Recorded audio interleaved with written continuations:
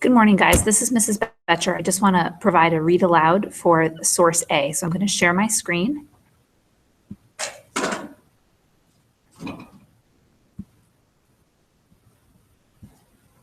Sorry, I'm just going to bring up the document here.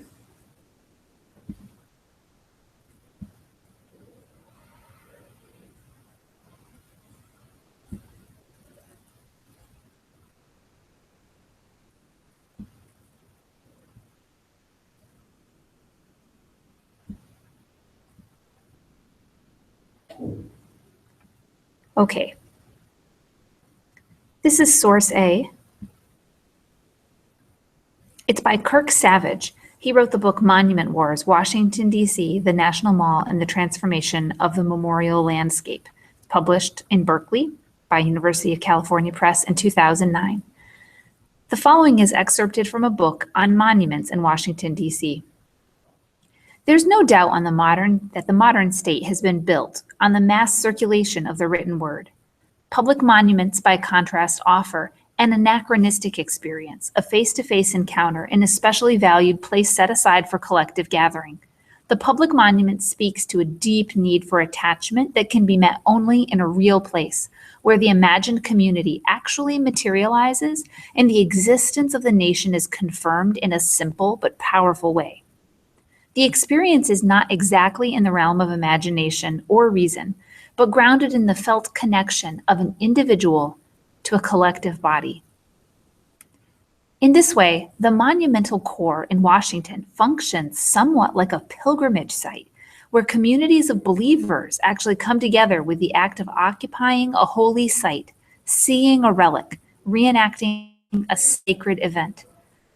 Civil religion, pilgrimage, holy ground, sacred space is often used to describe monumental Washington because it does seem to ring true.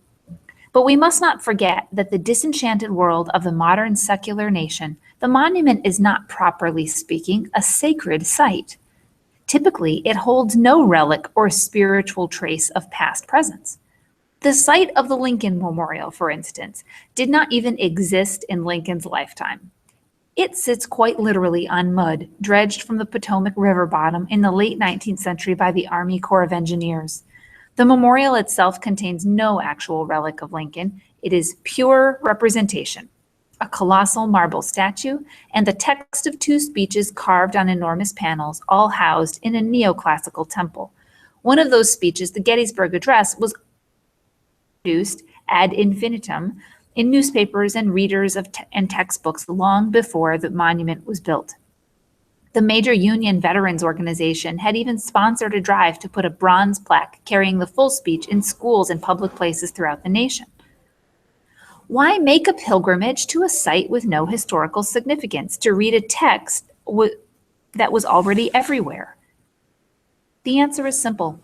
The monument manufactures its own aura. In the context of the Lincoln Memorial, the Gettysburg Address ceases to be a mere mechanical reproduction and becomes a treasure piece by virtue of its hand carving in stone, at large scale in a sequestered space, distinguished by lavish materials and aesthetic refinement. And the monument creates an actual, if temporary, community of readers who must obey a particular decorum. They must stand at a certain distance to see the text panels in their entirety, which is not the way we ordinarily read, as photographers and filmmakers have observed to great effect. Everything about the experience marks it as extraordinary and authoritative.